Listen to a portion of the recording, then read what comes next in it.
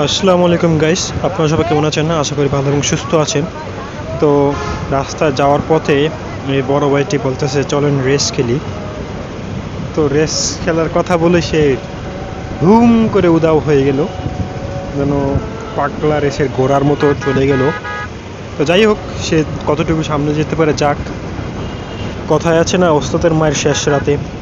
তো সে যেহেতু যাচ্ছে, কতটুকু সামনে যেতে পারে যাক, আমি তাকে একটু ফলো করি, দেখি কেই হয়।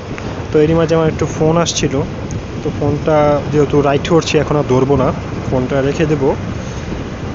তো এখন সে অনেক আগে আমার থেকে, ওই যে দেখতে পাচ্ছেন। আচ্ছা ঠিক আছে, এখন আমি বাইকটা ভালো করে চালাই, দেখি তার কাছে আমি হারি না জিতি, বা রেসে তার সাথে কি আমি পারি কিনা দেখি।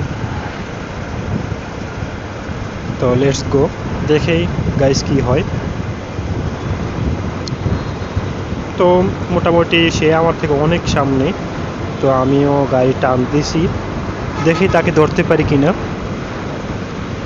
তো সে কিন্তু আমাকে পিছু ফালানোর চেষ্টা করতেছিল, কিন্তু সে আর পারলো না।